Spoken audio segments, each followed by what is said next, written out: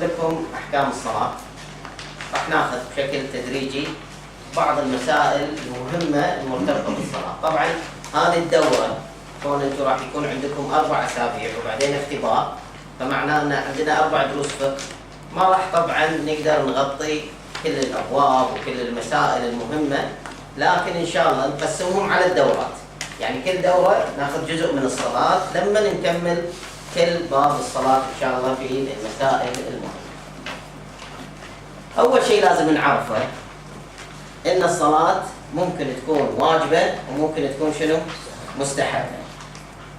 راح اعطيكم الحين مخطط يبين لكم شنو الصلوات الواجبة وماكو غيرها، يعني اذا حفظت انت وحطيت في بالك شنو هالصلوات راح تعرف شنو الصلوات الواجبة عندك انت وما في غيرها، ما في غيرها، بس هذه زين.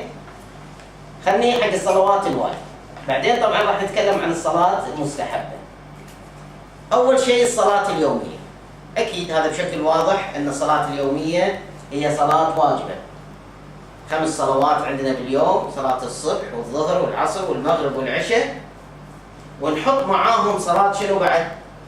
صلاة الجمعة ايضا نضمهم، باعتبار ان الجمعة هي بديل عن صلاة الظهر في يوم معين ضمن شروط معينة، صح؟ يعني انت ما تقدر بالبيت تصلي صلاة الجمعة بروحك، ما تقدرون انتم نفرين 3 تتفقون وتصلون صلاة الجمعة، لها شروط من حيث العدد، من حيث الإمام، طريقة الصلاة لأنها تختصر من 4 إلى 2، صح ولا لا؟ وقبلها أكو خطبتين، فبالتالي عندنا احنا أول الصلوات الواجبة هي الصلاة اليومية، ومن ضمنها صلاة شنو؟ الجمعة. صلاة الآيات، من يعرف شنو صلاة الآيات؟ لما يصير كسوف أو خسوف. لما يصير كسوف أو خسوف، بعد. لما يصير زلزال، بعد. كوارث طبيعية. لما يصير كوارث طبيعية بحيث انه تدخل الرعب والخوف عند عموم الناس. واضح؟ هذه شو نسميها؟ صلاة الآيات. شلون طريقتها؟ مثل الصلاة العادية؟ لا، فيها اختلاف، صح؟ إيه، شنو من اختلافاتها؟ 5 ركوعات. 5 ركوعات في كل ركعة. يعني شنو 5 ركوعات في كل ركعة؟ يعني ركعة. يعني وانت واقف تركع وترد، توقف وتركع، مو مثل الصلاة اللي توقف وتسجد، صح؟ لما تخلص 5 مرات بعدين سمع الله لمن حمده، بعدين تسجد، والركعة الثانية هم نفس الشيء، صح؟ فيصير كم ركوع في كم ركعة؟ 10 ركوعات في ركعتين. هذه نسميها شنو؟ فيها أذان؟ لا. صلاة اليومية فيها أذان؟ الصلاة اليومية فيها إقامة؟ صلاة الآيات ما فيها أذان وما فيها إقامة. واضح شلون؟ فيها وضوء؟ إيه، لازم فيها وضوء. خلاص؟ صلاة الطواف، شنو يعني صلاة الطواف؟ لما تروح الحج أو تروح عمرة وتطوف حول الكعبة طواف واجب. لما نقول طواف واجب قصدنا هو طواف ضمن عمرة أو ضمن حج، لأنكم مرات أنت تطوف قربة إلى الله كذي، خلصت عمرتك وكل شيء بعدين تطوف حق والدينك. احنا ما نتكلم عن هالطواف، نتكلم عن الطواف اللي هو ضمن أعمال الحج أو العمرة. بعد الطواف راح يكون عندك صلاة ركعتين. الطواف وين نصليهم؟ طريقتهم شنو؟ مثل صلاة الآيات؟ لا، مثل صلاة الصبح، مثل صلاة العادي. الصلاة على الميت، شنو هي الصلاة على الميت؟ يعني يقول اللهم صل على محمد وعلى محمد. صلي بس ما نركع ما نسجد. بس صلي على منو؟ على جثة الميت، صح؟ الميت يحطون جثته بطريقة معينة، من يعرف شلون يحطون الجثة؟ مقابل الجبلة بس بالعرض. شلون مقابل الجبلة؟ يعني بالجبلة بس بعرضه. صحيح. يعني راسه يمين ويسار. اي، على يميننا وإلى اليسار. صح؟ احنا اللي بنصلي احنا متجهين للقبلة، نحطه بحيث راسه على يميننا احنا، عدل؟ اي، يكون نايم على ظهره وراسه على يميننا احنا. وبعدين شو نسوي؟ نصلي. شلون نصلي؟ وقوف. بدون ركوع، بدون سجود، بدون تشهد بدون ذكر ركوع بدون ذكر سجود، صح ولا لا؟ شنو فيه؟ دعاء. إيه؟ في دعاء وفي ذكر. يعني انت تقول شنو اول شيء؟ الله اكبر، هذا ذكر صح؟ بعدين شو تقول؟ اشهد ان لا اله الا الله، شهادتين، هذا ذكر. بعدين الله اكبر، اللهم صل على محمد وال محمد، هذا دعاء صح؟ بعدين شنو عندنا بعد؟ الله اكبر، اللهم اغفر للمؤمنين والمؤمنات والمسلمين والمسلمات. بعد شنو عندنا؟ الله اكبر، اللهم اغفر لهذا الميت. الله اكبر، خلصت الصلاه. هذا شو يسمونها؟ صلاه الايات. صلاه على الميت. هذه كم ركعه؟ ما فيها. هذه كم تكبيره؟ 5. 5 تكبيرات، وأربع مرات نقول شيء بين التكبيرات. عدل؟ هذا نسميها الصلاة على الميت. الوضوء مستحب فيها مو واجب. وحتى الطهارة، يعني حتى لو واحد مجنب هم يقدر يصلي. طهارة من الحدث الأكبر هم مو شرط، لكن يفضل تكون على طهارة. بعد النوع الأخير وخلاص راح نسكر الباب، اللي هو الصلاة الواجبة عرضاً. يعني مو بالأصل واجبة. شلون يصير هذا؟ يقول شوف ابني، واحد ينذر مثلا لله علي اليوم أصلي 10 ركعات. لله علي، يقول كذي، لله علي أن أصلي هذا اليوم 10 ركعات قربة إلى الله تعالى. أبي أصليهم قربة إلى الله تعالى. هذا قبل ما ينذر كانت الصلاة واجبة عليه؟ شنو كانت؟ مستحب انه يصلي، صح ولا لا؟ هو لما نذر شنو صارت هالصلاة؟ واجبة. زين واجبة علي انا؟ هو اللي قال انا واجبة علي، انت واجبة عليك، انت واجبة عليك؟ لا. فيسمونها الصلاة الواجبة عرضا، يعني مو أصالة، مو بالأصل هي واجبة، لأن صار شيء صارت واجبة. أو مثل شنو؟ واحد يموت وعليه صلاة مو مصلي، يقوم الولي مال الولد الذكر الأكبر أو أهله مثلا، شو يسوون؟ يستأجرون واحد، يدورون واحد، يقولون له تعال أنت تعرف تصلي وكذي، ودنا أنك أنت تصلي بدال أبونا، ودنا أنك أنت تصلي بدال أبونا، وإحنا نعطيك شنو؟ مقابل هذا مثلا فلوس. أبونا صل عنا سنة كاملة وهذه 100 دينار، توافق؟ قال وافقت، أخذ 100. لما وافق وأخذ 100 هذه الصلاة مالت أبوهم مو واجبة عليه، هو قاعد يصلي صلاة اليومية، لكن صارت الحين واجبة عليه. ليش؟ لأنه هو وافق على أنه يستأجر أنه يصلي عن أبوهم الميت، صح؟ هذه واجبة بالأصل عليه ولا لا؟ صارت واجبة بشنو؟ لأنه وافق على الإجارة. أو واحد يحلف والله الحين بصلي صلاة الليل، صار واجب عليه ولا مو واجب؟ صار واجب. كانت مو واجبة، مستحبة الصلاة. فإذا هذا نسمي صلاة الواجبة عرضا. في غيرها احفظ، ماكو صلاة واجبة غير هذه. ممكن اكو واحدة بعد،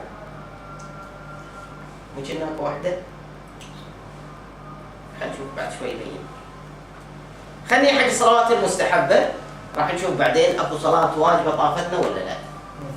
عرفتوا هذيلا؟ بس في جزئية وهي انت قلت اخر شيء اللي هو اذا واحد نوى انه يصلي صلاة الليل ولا تقصد حلف هذا الحلف. اقول اذا حلف، اذا ناوي لا عادي. اذا ناوي مستحب. اذا حلف قال والله اليوم بصلي، لان حلف صار شنو؟ واجب عليه. قبل ما يحلف هو واجب. خليني حق صلاة المستحبة نشوف اكو صلاة طايفتنا ولا لا. ما حد منكم متذكر؟ صلوات المستحبة كثيرة جدا، وايد انواع من الصلوات المستحبة.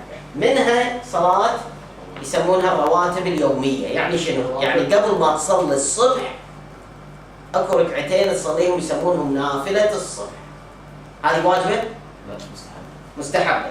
شو يسمونها؟ نافلة الصبح. هذه جزء من الرواتب اليومية. رواتب يعني شنو؟ يعني مرتبة كل يوم، هذه مرتبة كل يوم تسوي، كل يوم تسوي. قبل الظهر اكو 8، ركعتين ركعتين ركعتين ركعتين. قبل العصر اكو 8 ركعتين ركعتين ركعتين ركعتين. قبل بعد المغرب 4 ركعتين ركعتين. بعد العشاء ركعتين وانت قاعد. هذه شو نسميها؟ الرواتب اليومية. خلاص هذه مستحبة. بعد من نماذج الصلاة المستحبة نافلة الليل. تعرف شنو نافلة الليل؟ نافلة الليل هي صلاة الليل زائد الشفع زائد صلاة الليل كم ركعة؟ 8. الشفع كم ركعة؟ الوتر كم ركعة؟ 8 زائد 3 11. فإذا نافلة الليل كم ركعة؟ 11. تتكون من شنو؟ نافلة الليل تتكون من صلاة الليل والشفع. خلاص هذه شو نسميها؟ نافلة الليل. واجبة ولا مستحبة؟ إذا حلفت إنك تصليها شو تصير عليك؟ عندنا من الصلوات المستحبة صلاة الوحشة. سامعين صلاة الوحشة؟ صلاة ليلة الدفن. إيه صلاة ليلة الدفن صح؟ لما يدفنون الميت بنفس اليوم لما يدخل الليل مستحب إنك أنت تتصدق عنه. إذا ما تصدقت عنه مستحب إنك تصلي ركعتين. يسمونها صلاة الوحشة. صلاة عادية بس تدعي له هذا بعد الصلاة إن الله يبعث ثواب الصلاة حقه. صلاة جعفر الطيار يسمونها صلاة التسبيحات. أحد منكم سامع فيها؟ هذه صلاة مستحبة لها طريقة خاصة إنك أنت بعد ما تقرأ الحمد والسورة تقول سبحان الله والحمد لله ولا إله إلا الله والله أكبر 15 مرة. بعدين تركع سبحان ربي العظيم وبحمده 15 مرات سبحان الله والحمد لله ولا إله إلا الله الله. توقف سمع الله لمن حمده سبحان الله والحمد لله ولا إله إلا الله الله. 10 10 10 10 10 بس بالوقوف يصير كم مرة؟ 15. إيه يعني مع القراءة يصير 15. الباقي كله 10 10 10 كل مرحلة 10. 4 ركعات. هذه يسمونها صلاة التسبيحات أو صلاة جعفر الطيار. ليش اسمها صلاة جعفر الطيار؟ يقول إن الرسول صلى الله عليه وسلم علمها حق جعفر الطيار وقال له هذا له ثواب عظيم. هذه كلها النماذج من الصلوات المستحبة. للحين ما يفي بالك من الصلاة اللي ما ذكرناها؟ صلاة العيد. عفوا صلاة العيد لا حطيناها لا هني ولا هني. وينها؟ لها شرط الإمام. شو فرق كفاية؟ لأنها صلاة جماعة. إذا الإمام موجود. مو جماعة تقدر تصليها فرادة. ها؟ إذا الإمام موجود تكون واجبة شيء. إيه إذا النبي أو الإمام موجود تصير واجبة. عندنا فقهنا إحنا الشيعي إن في عصر الحضور نسميه يعني حضور النبي أو الإمام تصير واجبة. في عصر الغيبة تصير شنو؟ صلاة العيد واجبة في الأصل. الأصل هي واجبة. فإذا كان المفروض أن نحطها وين؟ مع الواجبات فيصيرون بدال 5 كم وحدة؟ 6. لكن في زمن الغيبة تصير شنو؟ مستحبة. ولذا لا قدرنا نحطها هني ولا قدرنا نحطها هني. واضحة الفكرة شباب؟ بس ترى هذا التقسيم.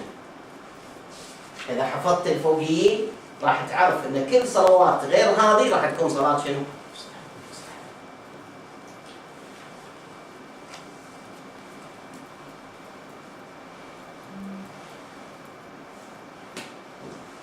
تعرف يا المقدار؟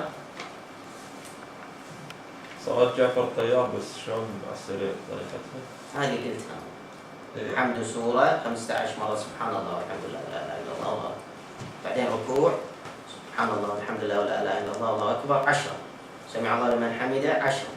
سبحان الله والحمد لله ولا إله إلا الله الله أكبر. يعني هذا الذكر تكرره 10 10 10 10 إلا وقت القراءة تكرره 15. زين وفي سور معينة طبعا تقراها ورا الحمد. شباب عندكم سؤال؟ اكو بحث اللي هو توني بغيت ادخل واشرحه اللي هو عن اوقات الصلاة. يعني متى تبدا صلاة الصبح؟ متى تنتهي صلاة الصبح؟ متى نصلي نافلة الصبح؟ متى صلاة الظهر؟ متى ينتهي وقت صلاة الظهر؟ متى يبدا وقت صلاة العصر؟ متى ينتهي كذي؟ شنو معنى الزوال؟ شنو معنى المغرب؟ شنو معنى الغروب؟ غروب الشمس؟ هذا لأنه هو كله مع بعض ومنقسم إلى شوية تقسيمات كثيرة، ما أحب أدخل فيه اليوم، خلوا هذا حق المرة الجاية. الحين بس أخذنا فكرة أساسية عن هذا، إن شاء الله المرة الجاية نشرح أوقات الصلوات كلهم مع بعض. الرواتب اليومية بس تدرس لها النوافل؟ هي الرواتب هي قصدنا اللي هي صلاة المستحبة المرتبة مع صلوات الواجب. شفنا صلاة الجمعة اتفقنا ان اسمها هي واجبة ولا فقيه يختلف استحباب؟ ما حد يختلف ان صلاة الجمعة واجبة بالاصل، ما حد يختلف وهي مذكورة في القرآن، لكن كلامهم ان في زمن الغيبة شنو حكمها؟ فهني فتوى الحين معروفة مشهورة يعني في الزمن بان هي واجبة كثيرا. يعني شنو؟ يعني يوم الجمعة اما تصلي جمعة واما تصلي ظهر، والجمعة افضل. زين؟ واكو راي يقول هي مستحبة، اكو راي يقول بانها واجبة وجوب تعييني. يعني شنو؟